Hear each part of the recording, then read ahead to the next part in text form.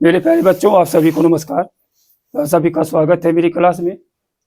मेरे प्यारे बच्चों, ये देख रहे हैं कि बहुत ही महत्वपूर्ण टाइप है अनुपात का, जो कि हर परीक्षा में लगभग कहीं न कहीं जरूर मिल जाता है।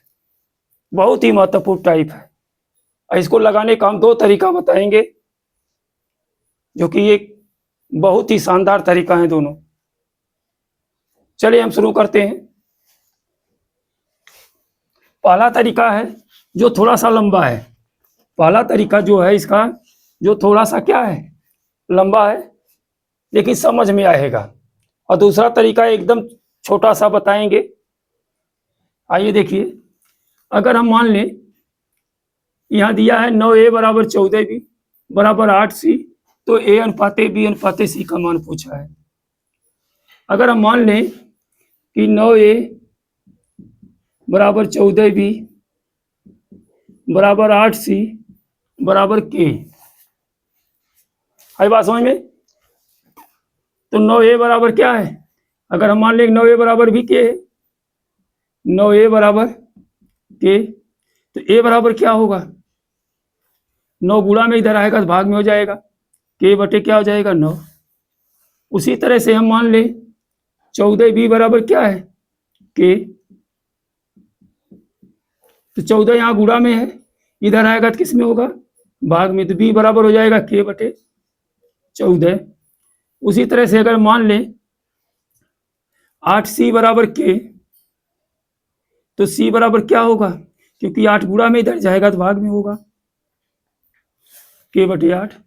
आपसे पूछा क्या गया है? आपसे पूछा गया है a अनुपाते b अनुपाते c का मान क्या होगा। तो आप क्या बताएंगे? a का मान कितना है?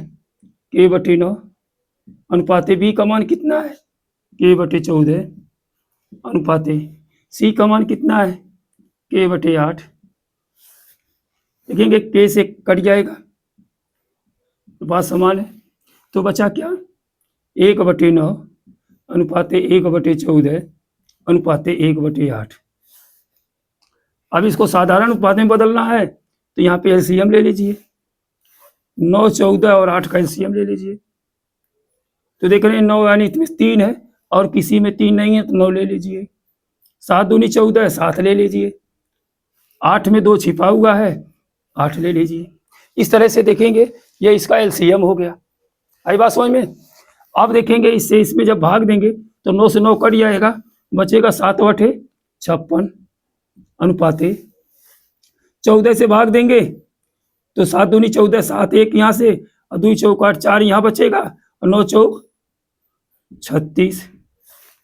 8 से 8 कट जाएगा, बचेगा 9 सत्ते 63। तो आपका फाइनली जो अनुपात निकल के आया 56 अनुपाते 36 अनुपाते 63।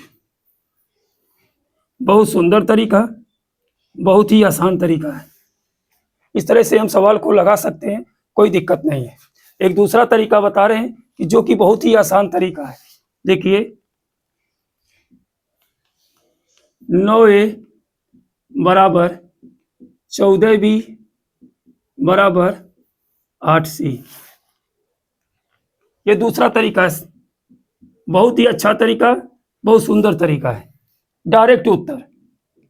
देखिए अगर एक आपको मान चाहिए तो इसको छुपा लो, 14 और 8 का आपस में गुणा कर लो, 14 गुणे 8 अनुपाते। अब b का मान चाहिए तो इसे छुपा लो, तो 9 और 8 का गुणा कर लेंगे अनुपाते। c का मान चाहिए तो हम इसे छुपा लेंगे, तो 9 और 14 का गुणा कर देंगे। आई बात समझ में? अब काट दीजिए। देखिए 2 चौक 2 चौक 2 सत्ते 14। अब नहीं कट रहा है, नहीं कट रहा, गुणा कर लेंगे। 14 चौक 56, 9 चौक 36 अनुपाते 9 सत्ते 63। देखिए 56 अनुपाते 36 अनुपाते 63, कितना शानदार तरीका है, कितना बेहतरीन तरीका है। बहुत आसानी से, बहुत जल्दी हमारा उत्तर आ गया। आई बात समझ में? इस तरह से हम सवालों को लगा सकते हैं, हल कर सकते हैं, कोई दिक्कत नहीं।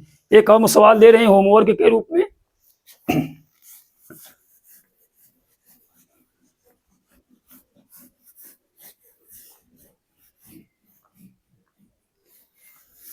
अगर मान लीजिए आपसे पूछ दिया जाए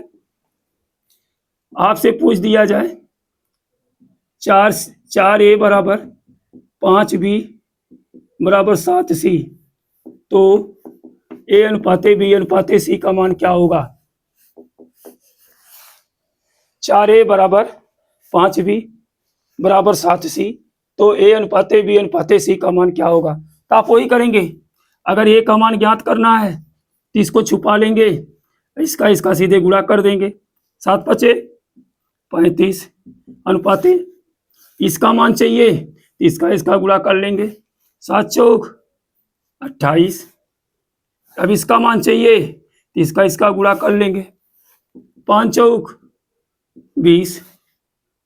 आई बात समझ में? तो आपका उत्तर क्या जाएगा? 35 अनुपाते 28 अनुपाते 20। एक और सवाल दे रहे हैं। 5A बराबर 6B बराबर 7C, तो A अनुपाते B अनुपाते C का मान होगा।